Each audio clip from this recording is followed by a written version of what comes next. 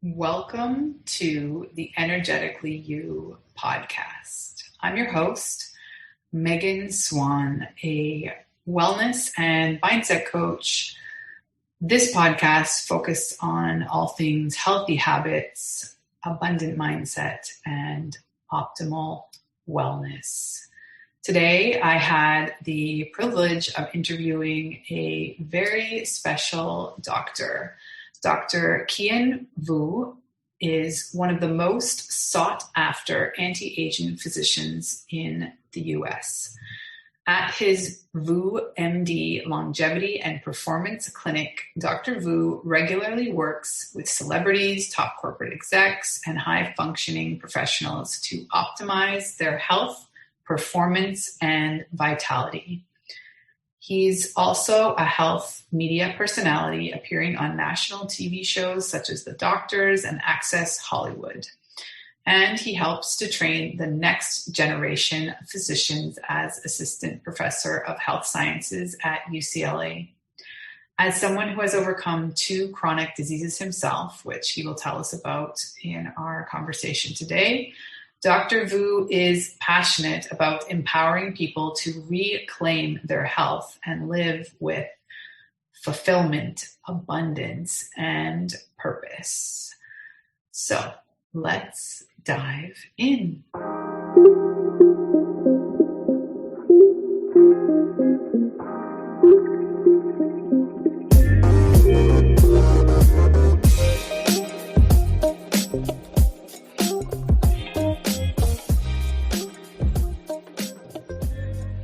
Welcome back to Energetically You. I'm here today with Dr. Kien Vuu, who is really a superstar in the world of anti-aging physicians. He is here to share a little bit about his story and his new book. So welcome, Kien. How are you this morning? I am doing fantastic. Thank you so much for having me, Megan. And you know what? I really love the name of your podcast, Energetically You, because it's really the energy that we can consciously choose to show up with that actually affects the world and actually also affects ourselves, telling ourselves how to behave. So I love that. Amazing. Well, we're very aligned in our thinking there. So can you tell us a little bit about your journey to becoming a specialist in anti-aging? Yeah, so I am a medical doctor. I went to medical school, conventional medical school, and I have an MD. But anti-aging is actually not the specialty I went into. I went to a specialty called interventional radiology. And many people don't know what that is, but what is radiology? Radiology is the use of technology to actually pierce inside the body to see what's going on. So we are very familiar with ultrasound, CT scans, MRI, just to see what's going on inside the body. Well, an interventional radiologist is somebody that actually uses that technology to do minimally invasive surgeries. So I was basically a minimally invasive surgeon. And because I have a background in radiology, I had a chance to actually take a look at what disease looks like inside of the body. And I'm very familiar with tons of chronic disease. You know, as an interventional radiologist, I've treated the consequences of people with hypertension, with diabetes, of cancer, and tons of other chronic diseases. So we as radiologists understand disease very, very well. Why go into anti-aging? Well, about 5 years ago, I find myself really at the quote, I'm going to use air quotes here, the pinnacle of my game. I had a fancy house. I bought my fancy car. I was traveling around the world speaking on the latest technologies in interventional radiology. But underneath my white coat, I was actually overweight. I was diabetic. I was hypertensive and was on all these prescription medications. And I was really getting stage 1 of all the diseases that I ended up treating. And I told myself I really needed to change this. And then I basically started on a journey of self-healing, understanding nutrition, understanding epigenetics. And it turns out that the seed of a lot of my disease actually happened from childhood, of this feeling of not being enough. So let me explain. I was born in Vietnam shortly after the Vietnam War. And the communists and the new regime actually came in, seized all the businesses. My parents actually owned a pharmacy in Vietnam. They took the businesses away. They took basically all your worldly possessions. And my parents were like, there is no future for my child here in this country. And so they took me along with very few of their worldly possessions. We boarded a boat packed with 2,000 other refugees. And we were actually on that boat for 8 months. There was no room in the refugee camp we sailed to. And so we were docked at bay for 8 months. I actually was I was actually the only surviving infant on that boat. I survived dysentery. We spent another 3 months in a Philippine refugee camp. And then we were sponsored to America by a Catholic church. And, there's a lot of, press around racism now. And I certainly experienced that as a child. I grew up in Chinatown, LA, which was a place that had a lot of Mexican and Asian immigrants, but I got bused to a more affluent area for school. And being a Asian immigrant at this rich kid school was no walk in the park. And so I internalized a lot of the bullying I got then. I had feelings of not being enough, not tall enough, not rich enough, not, American enough. And I really carried that energy throughout my entire life. And so how does that link up to getting disease? Well, I was constantly, that feeling, that energy of not being enough made me always think that there was something that is external from me that's going to make me feel better. So it was chasing success. It was chasing significance. And all that chasing led to stress of not being who I am authentically as a person. That led me to not sleep very well, not eat very well, not have a good exercise regimen. I was dating somebody at the time who I thought maybe would lead to a longer term relationship. She left me for another man. So a lot of things happened around that year where I had chronic disease that I needed to take a step back from my life to understand what was going on. And when I started to figure it out, when I started to really, really work on myself, I was able to reverse all those conditions in 4 to 6 months. So part of the anti-aging journey is really understanding the pieces that make our cells function at their very, very best. So I did extra training in anti-aging and regenerative medicine. And that's part of the tool set that I use to help people reach peak performance and longevity. Wow. So many things in everything you just said. One of the things that hit me most was your story, of course, and the background and your insight into feeling not enough. I mean, I think that's what many women grow up with, that sense, for a different set of dynamics, right? But the insight in how your childhood trauma essentially affected your life. And I'm curious, you mentioned it's like a few sort of catalysts at that point where you were more clear that you needed to make changes in your life. Were there, given that you're a doctor, how long did you know that you weren't well and ignoring the problem? And what was that trajectory in terms of like just not feeling well versus knowing that it was, a chronic disease issue? Yeah, great question. And so, as a doctor trained in the conventional realm, I just thought, I had two grandparents, maternal and paternal, both had diabetes. And I just knew I was just starting to get a little bit more tired. I wasn't sleeping very well. I know I was stressed, but I just thought, hey, this is life as a doctor. This is what life is. And okay, sure, I'm getting early stage diabetes. Well, that's in my genetics. And you get trained in medical school that you treat these symptoms with medications, and you don't look deeper inside. And I believe it was just one final straw. It was, I said the universe have gifted me with probably the worst year I had in my life. And what had happened to me that year? Well, one, I was definitely diagnosed with all those things I had just told you about. I needed shoulder surgery. And I was out for a couple of months, not being able to do surgery anymore. And I wasn't quite sure if that was going to be a path for me. I had a close uncle that passed away from cancer, that very same year. And certainly, like I mentioned, I had a relationship I thought was going to go further that, because I was so focused on achieving the air quote success that I didn't put the energies in. So I didn't put the energies of caring for myself. I didn't put the energies of the people that meant the most to me. And, I remember one day when all of this had happened, I remember feeling pretty lousy in the hospital and was rounding. And there was a patient of mine, his name is Ishmael, and I was supposed to remove 10 liters of fluid from his belly. He had terminal pancreatic cancer. So here I am thinking, all right, I'm going to remove 10 liters of fluid from this guy's belly. He's doing a lot worse than me. And so in my mind, I was bracing myself to walk into this room where I had to probably cheer this guy up. Remember, all these things that have been, quote unquote, what I thought it was happening to me. I walk into the room and he greets me with the biggest eyes and smile. He just looks at me, hey, doc, how are you, man? And I just felt his energy. I felt his love. And, honestly, that energy really blew me away. And I remember asking him how he is so positive in the face of this terminal illness.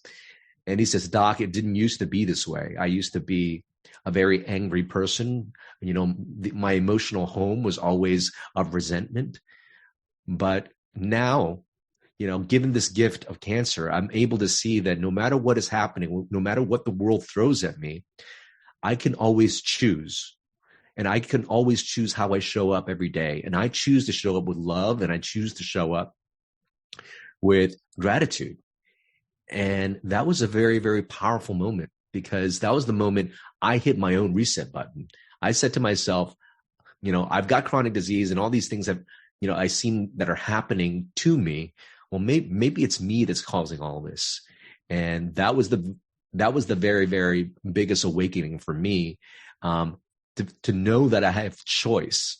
When I started to have choice, that's when I slowly started to back away from my full-time job as an interventional radiologist, started to really study nutrition, epigenetics, spirituality, and now be able to incorporate all these things. And so the gift that I had, going through all those things that one year has given me the fuel and the tools to become who I am now. And now I am fitter, I'm smarter. I feel like I have so much more energy, even though I just had a new baby and a puppy. People are like, how are you so energetic still? Well, it's all the work that I put in to really, get to, what I call the thrive state, which is really the title of my book. Yeah, amazing. I love the title. It's often something I'm working with my clients. I'm curious, how do you, with patients, because I'm guessing they still, coming to a doctor are expecting like a certain prescription or recipe, if you will, and how do you enter into the conversation of mindfulness or spirituality or gratitude? Is that like, do you approach it just as a mindset shift, or are you literally prescribing meditation? How does that work? Yeah, so I think for many people, there are so many different tools in the toolbox.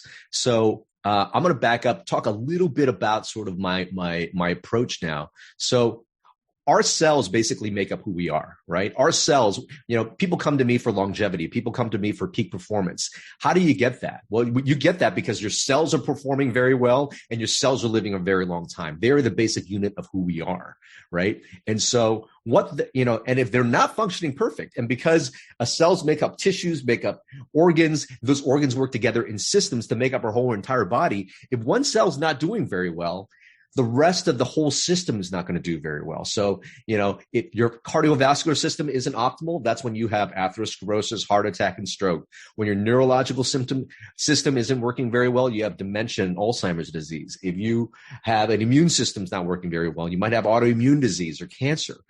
So what then makes your cell a optimal cell, or what then makes a cell a suboptimal functioning cell? Well, people before used to think this is all genetic. You get these diseases because mom and dad had it. Well, unfortunately, that is simply not true. Our genes may predispose us to getting disease, but actually what turns a cell into its optimal form or its suboptimal form is actually the energy that's around the cell. It's the cell, and the cell's DNA is constantly listening to all these energies that come in: light, sound, nutrition, emotions like love and gratitude. All this is energy that our cells are constantly listening to. And here's the thing. The things that actually make the most difference to our cells getting into the thrive state or into the stress state are actually things that we could actually control through our conscious thoughts, actions. And what are those 7 things? They are sleep, nutrition, movement, emotional and stress mastery, thoughts, relationships, and purpose. Those are the 7 key things. And if you focus on those things, your likelihood of being in the thrive state and avoiding chronic disease is very, very high.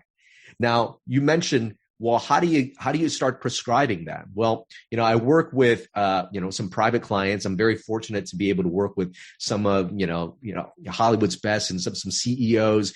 And we really do go deep. And it's not prescribing them the same things. Like one meditation that might resonate with one person is going to be very different from how somebody else will deal with stress. But when I first work with a client, it's taking a look at basically their bioenergetic state. I do a bioenergetic assessment on all those 7 categories and see where they're at. And then from that place, then start to say, what are the easiest things we can do in each category that's going to be easy for them to apply? Because if we start, because all these 7 things are actually energetically connected. You work on one thing very well, the next thing's going to be easier. And so it's really understanding what works for them and understanding what is going to be the lowest lying fruit, to make better habits to improve their health. And that's going to be different for everybody. Yeah. I mean, we have very, very similar approaches. So I love everything you just said. And for me, it's always about sustainability and that it's integrated into their lives, right? So It has to be a gradual shift, and it has to be something that they feel is part of who they are at the end of the day, instead of like checking off boxes on a list, right? Right. So there's so many things that you've said that I wanted to circle back on. One is because would you define yourself as a functional medical doctor, or how? So part of my anti-aging training is functional medicine with integrative medicine.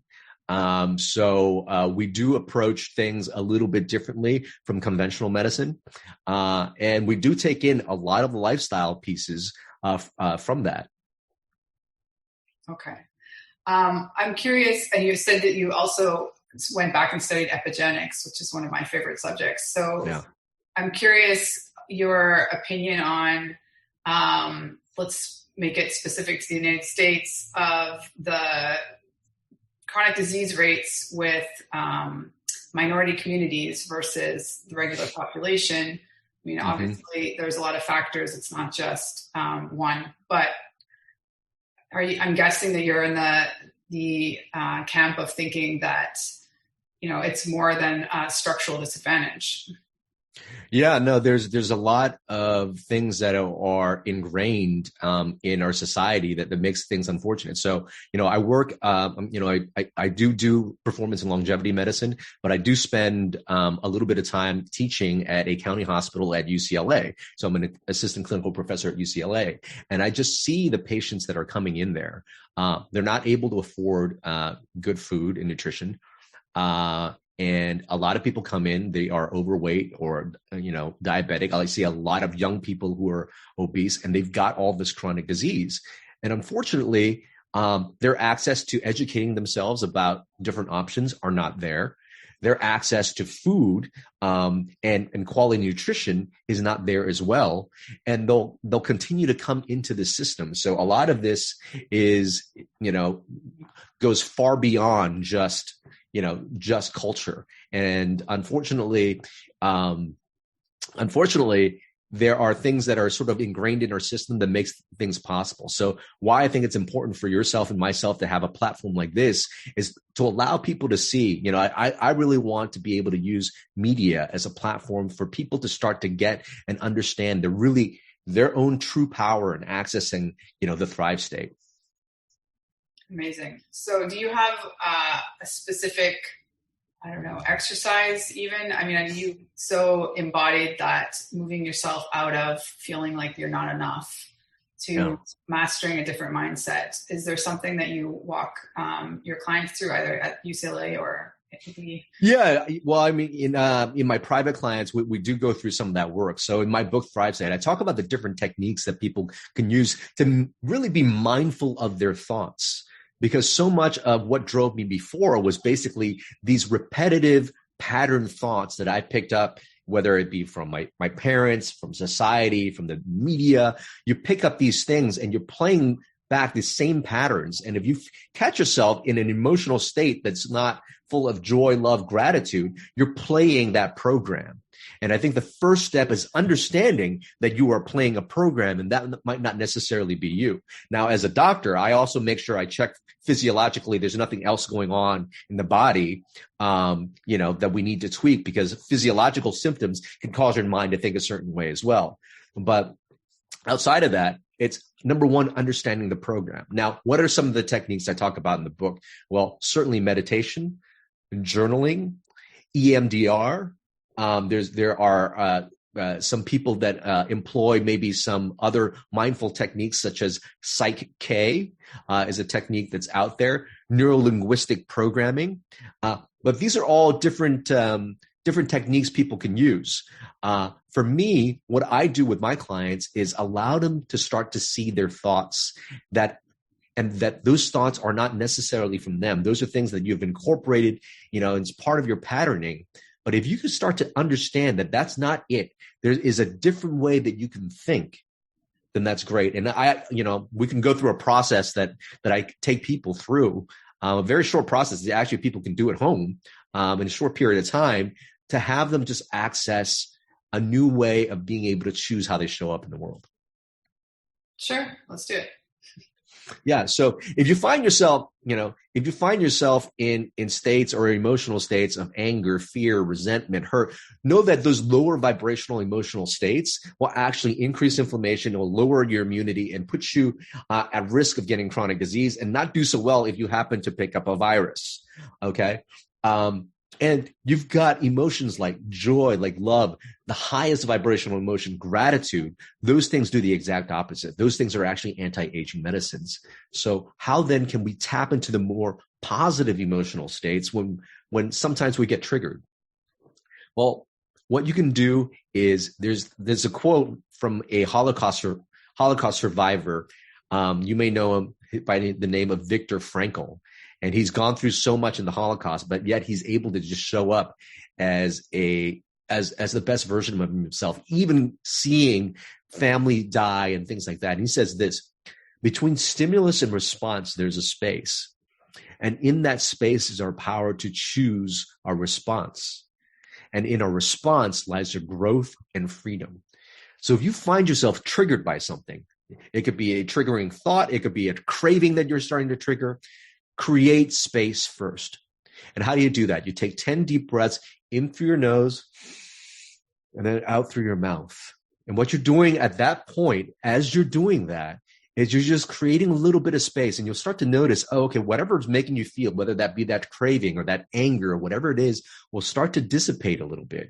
That's your body disconnecting from this program that is conditioned. So if you start to understand that it is a program condition that's making you feel a certain way, well, how then can you start to insert new programs? So in that space where you take 10 deep breaths, you're actually activating your parasympathetic nervous system and vagus nerve. And then from there, you act, which stands for awareness, choice, and take action. So have the awareness of, it's that trigger. It's that old thing that's coming up again. Don't judge it. Okay, it's there. Have that awareness. All right. And then at that point, you start to choose, well, I don't want to feel anger. I don't want to go and eat that sugary brownie. I don't want to whatever. You start to choose how you want to show up. What's your intention? I want to show up with love and joy, just like Ishmael, right? You choose. And finally, from that place, whatever you decide to do, whatever your intention is, see if you could feel that in your body, and then finally take action. Take a new action. You want to feel joy and gratitude, even though you might be arguing with your spouse? No. Right now, we're both in our lower emotional space. I'm going to have that awareness. I want to show up with love and gratitude. I'm going to say, honey, all right, I'm sorry. You take a new action from that new place. And if you do this over and over and over again, you're going to start to train your body to be aware of the old negative patterns, and for you to consciously insert a new pattern that you want to have. And it's a great way. It's practicing that over and over and over again. It's a beautiful, beautiful technique. It's free and it works. Oh my goodness, that's wonderful. I love that. And that quote I've heard so many times, but every time it just gives me chills. Yeah. Great quote. And I love what Ishmael had said about your emotional house, right? And that's so much part of it. Is that how do you help your patients be more aware that they're in control of their happiness, let's say? Yeah. Well, it's really getting them to understand, a little bit about how we grow up and a little bit about how we develop our egos, and just having them understand that from the ages of 0 to 7, we are constantly just downloading stuff, from the environment. Now, what are we downloading? I mean, if there's racism out in the world, we might be downloading some of that. If there are unhurt, traumas from our parents who are acting out a certain way, we're downloading that. And all these things are inadvertent, and we download them. And those neurological patterns show up in different ways for a lot of different people. This is why, people with adverse childhood events or ACE scores that are very high tend to have chronic disease, because they actually end up being very stressed out in life. And then they're also not living the lifestyle that's going to be favorable for optimal health. And so allowing that and letting people know that that's really how we develop our emotions and our triggers. And people start to understand that. That's the key thing. Having the awareness that that's not you, having the awareness. And then once you have the awareness, you actually have new choices. Oh, that's not me. How else would I like to think? Oh, that's not me. How else can I act instead? But, I want to let people know that, it could be a messy and ugly process, being able to see that, oh, okay, your reality might not be yours to begin with, and to start to step out of it. So that old you might be coming back quite a bit, but as you practice this more, this is how you slowly start to change some of that. And I just want to let your listeners know that that process takes time. Yes, it is a process. Was it fair to say that the way that we process stress becomes like a vibrational pattern in the body? Is that a fair statement? Oh, certainly. Yeah, the way we process our stress actually ends up being, energy that talks to our cells. So like I said, stress in our body. So our cells really know of two major pathways. If it's given everything it needs, our cells heal, they grow, they divide, they actually help the other cells out, and they do their job. The other signal that it gets is stress and danger. And when they're in that state, they're always trying to protect the body. And again, what happens in that place? Increased inflammation, decreased immunity. That puts you prone to get chronic disease. So yes, that stress, that energy tells our cells danger time.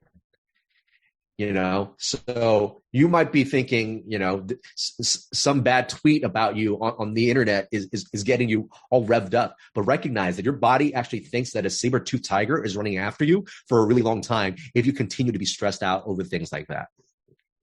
Yeah, I think that's so important and well said. Is there anything else you wanted to share with us about Thrive State, and when is it coming out? It actually came out yesterday, April 6th. So you guys can get a copy of Thrive State now. You can visit thrivestatebook.com to get a copy. In fact, you can get the first 3 chapters for free just by going to thrivestatebook.com. I'm just really excited about it because, unfortunately, as a medical doctor, I didn't learn how to become healthy. But now that I've put in the work to really understand that, I feel like I'm a superhero version of myself right now.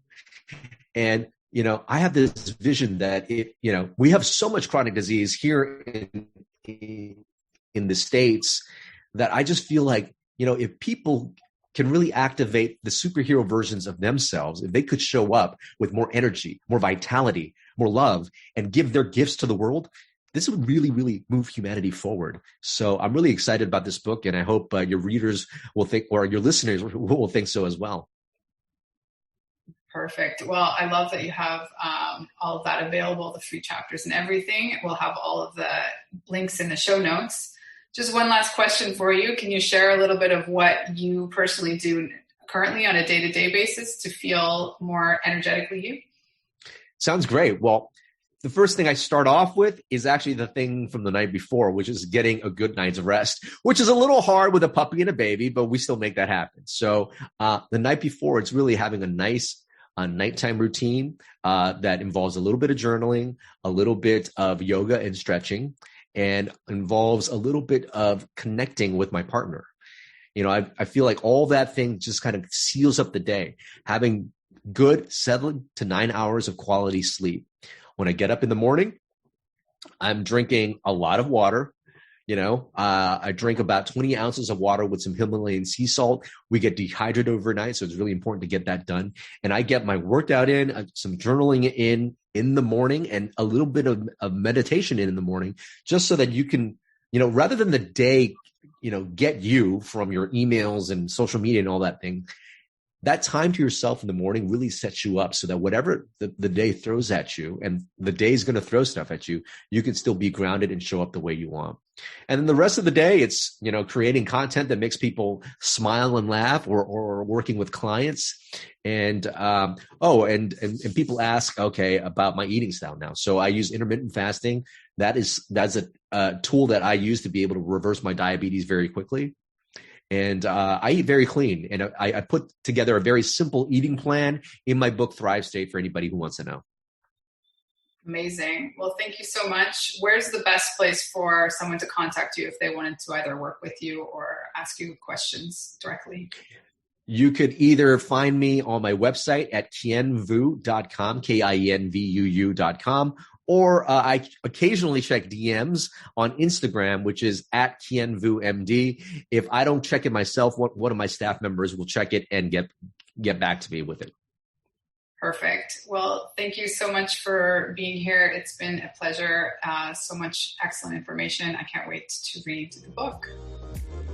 Thank you for having me on the show.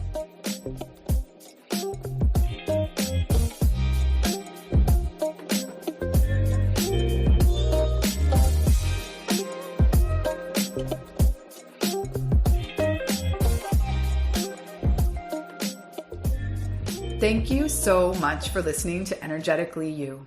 I hope that this episode has helped you to tune into your natural energy sources so that you feel more energized and focused throughout your day. If you enjoyed the episode, please take a second to rate and review. Each review helps us to help more ambitious women just like you accomplish their goals. Don't forget to take a screenshot, share it on social, or in your Instagram stories, and tag me at Megan Swan Wellness. See you soon.